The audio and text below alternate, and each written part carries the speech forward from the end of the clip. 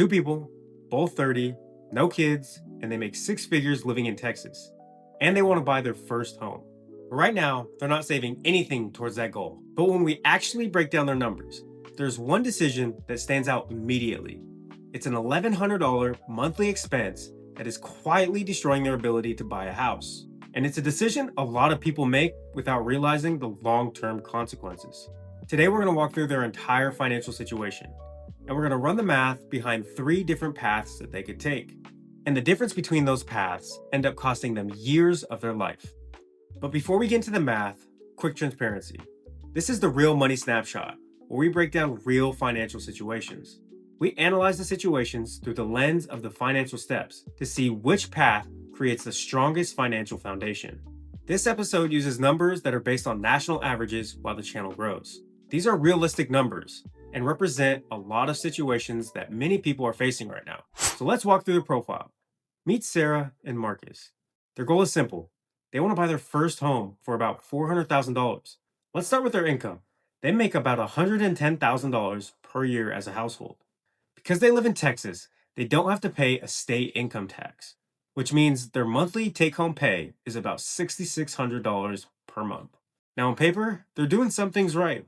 They've accumulated about $50,000 in retirement assets through 401ks and a Roth IRA.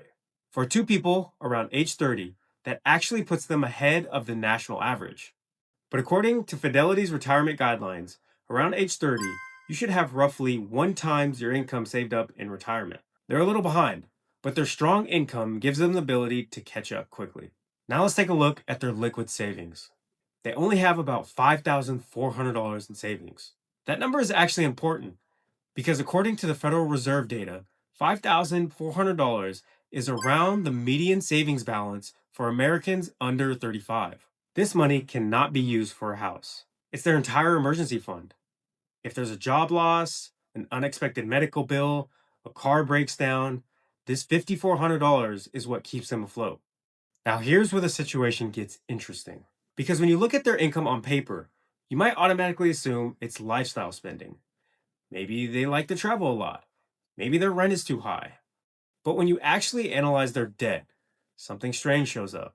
They bring home $6,600 per month. And yet, when it gets to the end of the month, they have nothing left.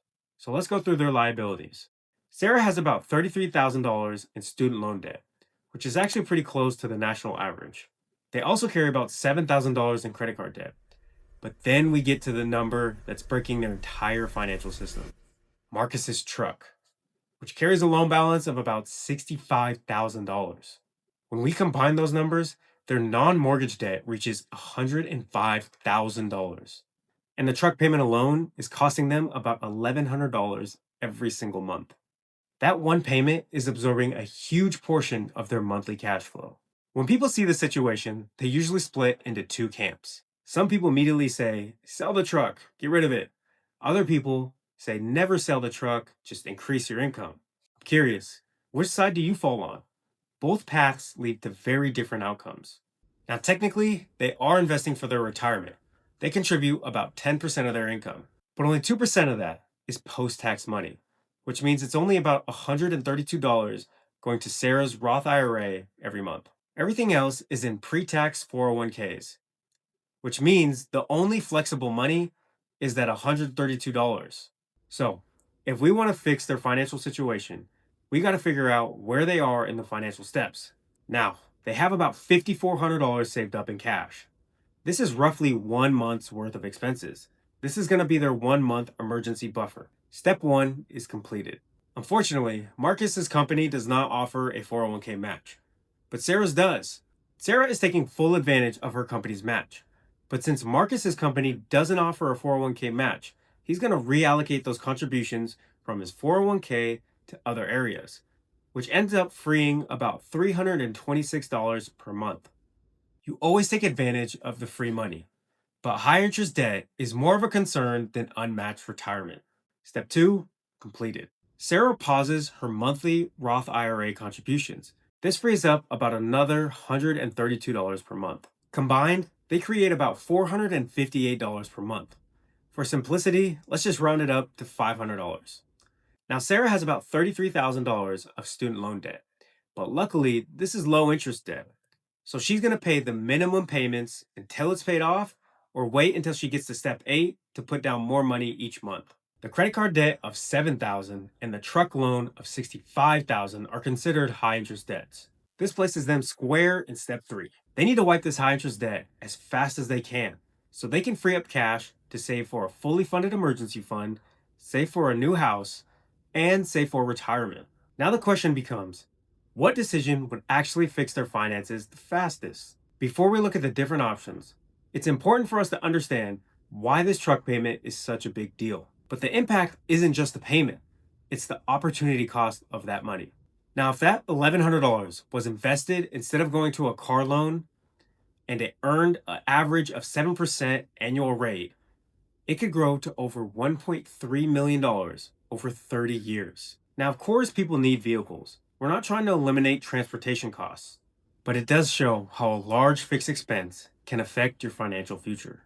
So let's look at 3 possible paths. Option 1 is the hardest emotionally, but mathematically, it's the strongest one. Marcus sells the truck. It's roughly $7,000 underwater, so he has to take out a $7,000 personal loan to cover the gap. He replaces it with a reliable $12,000 used car. After the downgrade, the new car payment along with the personal loan payment is about $500 per month. That means they free up roughly $600 per month. Another sacrifice they make is cutting down their budget. They're dropping subscriptions. Not all of them, just the ones they don't use on a daily basis. The multiple streaming services, DoorDash, etc. This isn't permanent. This is just until they can get a stable financial foundation.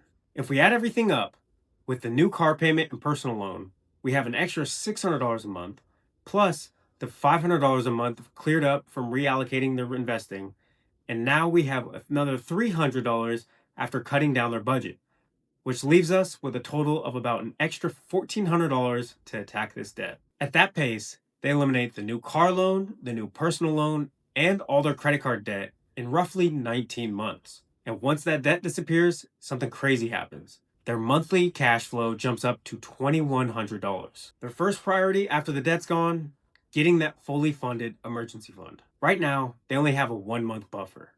They need to get to at least 3 to 4 months worth, which is about $15,000 to $16,000. This means they need to save for roughly 5 months. Once their emergency fund is built and fully funded, now they can start saving for that down payment on their first house. At that same $2,100 monthly pace, they can reach their goal of about $20,000 for their house fund in about 10 months. Now let's review. Their debt payoff takes about 19 months. Their fully funded emergency fund takes about 5 months. And getting their down payment saved is about an extra 10 months. Altogether, this equals about 34 months, or just over 2.5 years. But they reach their house goal, they have no high interest debt, they've built a strong financial foundation, and they can resume investing. Now let's jump into option 2. Option 2 keeps the truck, but Marcus and Sarah find a way to increase their income, which brings in an extra $1,000 per month. Combined with their extra cash and their budget cuts, they now have about $1,800 to put towards debt. They eliminate the $7,000 credit card debt in about 4 months. And after that, the next priority becomes a truck loan. Because while the vehicle may stay, their goal is to eliminate that $1,100 monthly payment. Once the credit cards are gone, the extra $1,800 combines with the existing $1,100 truck payment. That means about $2,900 per month can go towards the truck loan. The truck would be paid off in about 22 months. Wiping out the bad debt takes about 26 months altogether. Now they're building that fully funded emergency fund, which takes about 4 months. Then they begin saving for a house. At this pace, it takes them about 7 months to reach that $20,000 goal. Altogether, option 2 takes about 37 months, or about 3 years to complete. Moving on to option 3. This is the option where they make 0 sacrifices. They keep the truck, they don't work the extra hours, and they just make small budgeting adjustments. After factoring in the reallocated funds from investing and adding in the budget cuts, this leaves them with about $800 extra per month. This is all they have to rely on to pay off the debt and get their savings where it should be. First, they would work on eliminating that $7,000 credit card debt. At $800 per month, this takes roughly 9 months. And after that, they get going on the $65,000 truck loan. At this point, the $800 extra cash combines with the existing $1,100 truck payment. That means about $1,900 per month can go towards the truck loan. At this rate, the truck would be paid off in about 34 months, which means that $1,100 payment is draining them for years. After the truck loan's gone, next is the emergency fund. With that truck payment gone, they now have $1,900 to throw at building their emergency fund. The emergency fund takes about 5 months to build. Now they jump to house savings. This would take about 10 and a half months. The total time it takes to complete option 3 is about 58 months or 5 years before they realistically could buy a home following the financial steps. From a purely financial standpoint, option 1 is by far the strongest. It's what I would do. It removes the root cause of the broken cash flow, and it also creates the strongest financial foundation the fastest. Option 2 works for people willing to grind temporarily. And option 3 leaves their finances in a much more fragile state if something unexpected happens. If you want your financial situation analyzed in a future episode, you can complete the Hatch Family Hustle questionnaire anonymously, linked in our description below. No real names, no judgment, just numbers. And I'm curious, which path would you take? 1, 2, or 3? Make sure you subscribe for the next Real Money Snapshot. I'll see you there.